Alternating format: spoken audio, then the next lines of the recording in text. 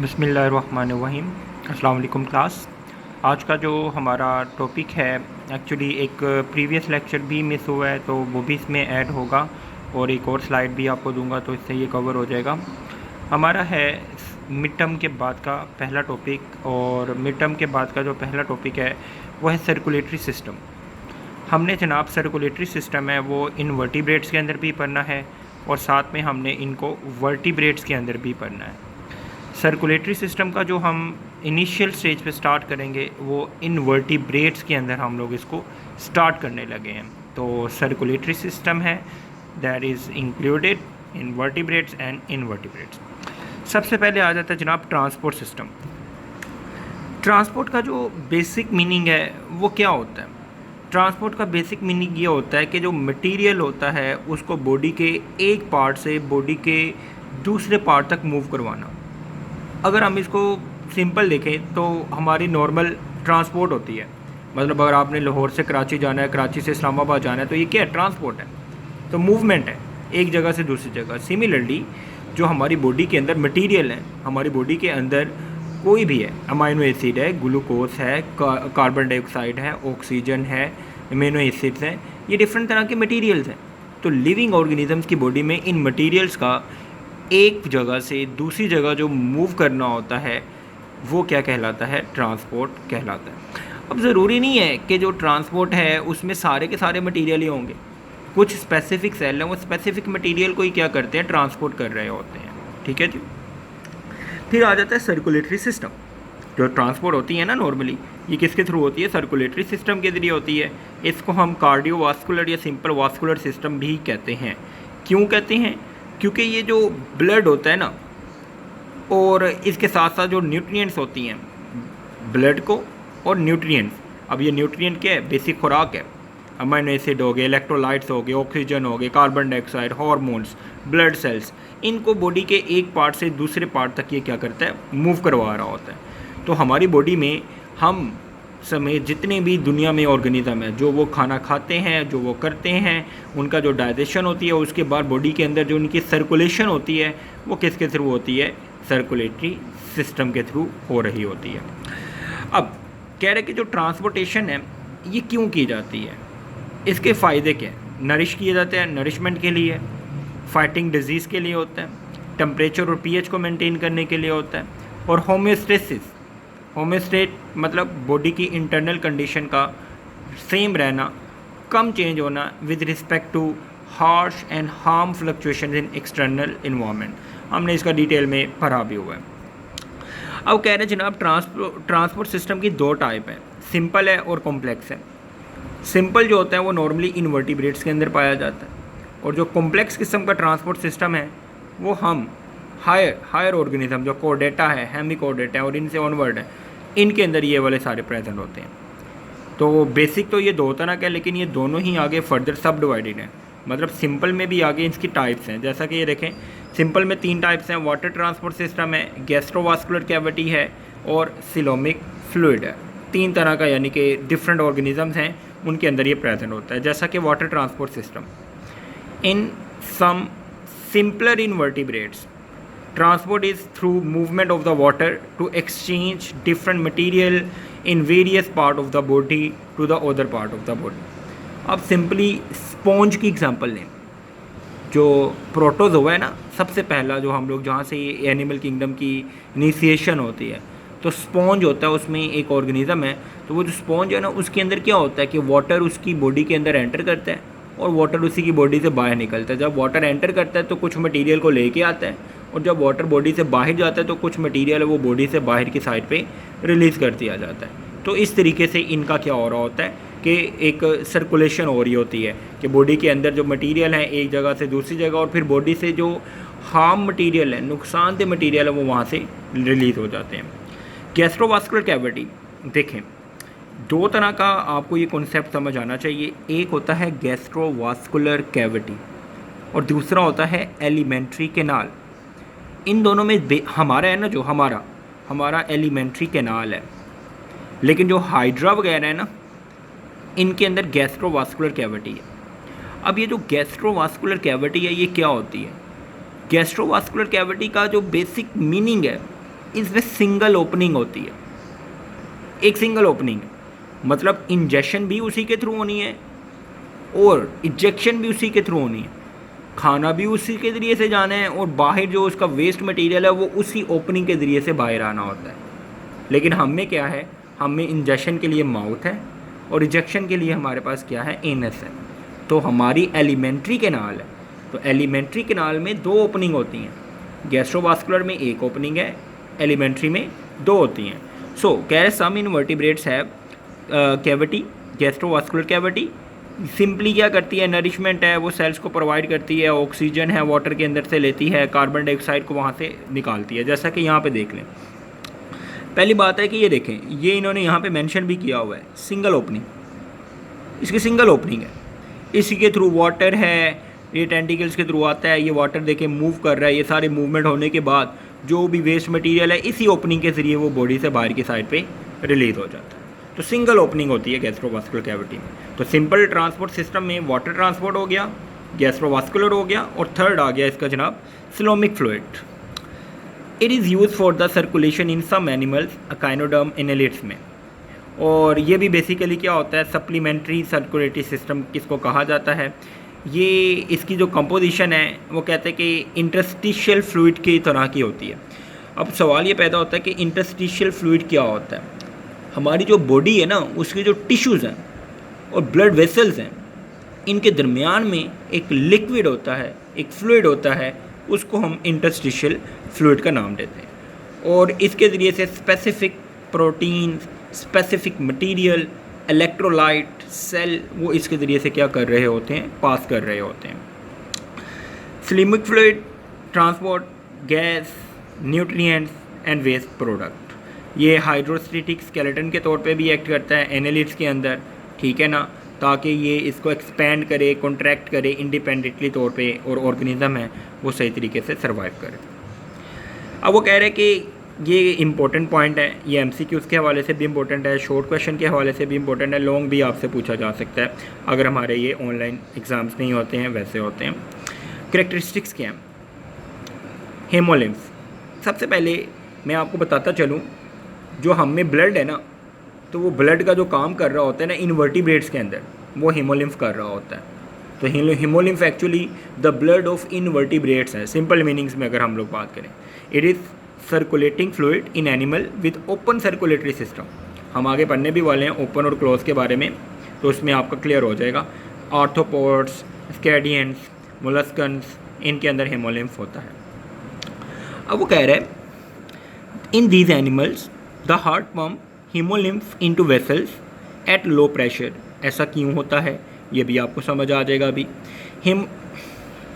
ये रहेगा जनाब, यहाँ पे एक है हेमोलिम्फ, और it is the fluids analogous to the blood in vertebrates that circulate in interior of arthropod body, यानी कि इनकी बॉडी के अंदर ये कर रहा होता है। तो simple so haemolymph circulating fluid है एनिमल्स के अंदर, और ओपन सर्कुलेटरी सिस्टम मोलस्कन, स्कैडियंस होते हैं, आर्थ्रोपोड्स हैं, उनके अंदर प्रेजेंट है।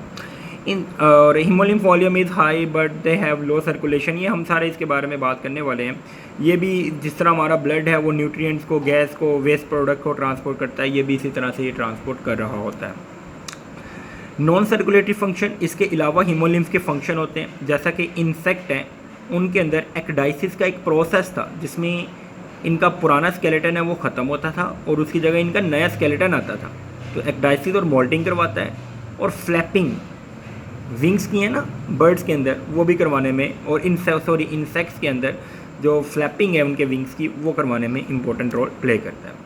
और इसके साथ साथ हाइड्रोलिक मैकेनिज़्म है जंपिंग के लिए, यहाँ पे करके ना ये प्रेजेंट होता है। तो स्पाइडर्स हैं इसके लिए, जिस तरह हाइड्रोलिक पंप नहीं होता हमारी गाड़ियों में, बाइक्स में लगा होता है, जिसकी वजह से जंपिंग है और उसका हमें मिलता है और प्रोसेस मिलता है, वो करवाने में इंपॉर्टेंट रोल प्ले कर रहा होता है। फिर आ जाते हैं जनाब इनमें blood cells. These are also known as hematocytes and mainly found in blood.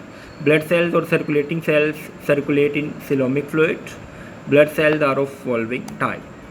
Red blood cells हैं, erythrocytes हैं, इनमें invertebrates में red blood cells भी होते हैं, hematocytes हैं और coelomocytes हैं। ये तीन तरह के इनमें होते हैं, ये याद रखिएगा।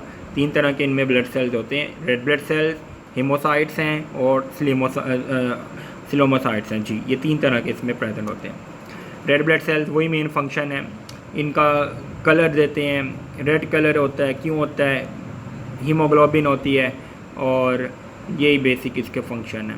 अब वो कह रहे हैं कि रेस्पिरेटरी पिगमेंट कौन कौन से होते हैं। जिस तरह हम में तो हीमोग्लोबिन है ना, तो इनमें हीमोग्लोबिन भी है, हीमोसाइनिन भी है, क्लोरोक्यूरिन भी है और हेमेरोथ्रोसिन भी है। ये 4 तरह के इनके जो पिगमेंट हैं वो इनमें प्रेजेंट होते हैं। अब वो ये एक MCQs के हवाले से चार्ट इंपॉर्टेंट है। हीमोग्लोबिन है, हेमोसाइनिन है, जब ऑक्सीजन होगी तब कौन सा कलर है और जब ऑक्सीजन नहीं होगी तब कौन सा कलर है। तो ये एक इम्पोर्टेंट है स्लाइड, MCQs के पॉइंट ऑफ व्यू से ये आपको पता होनी चाहिए। नेक्स्ट आ जाते हैं हीमोसाइट्स।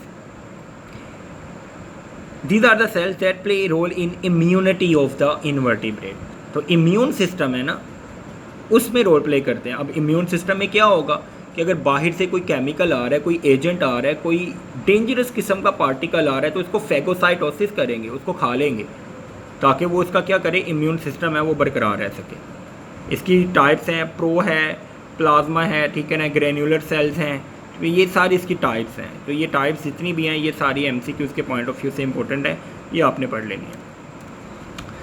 नेक्स्ट आ जाता है सिलोमोसाइट्स। ये भी फाइगोसाइटिक लिकोसाइट है जो कि ब्लड के अंदर होते हैं।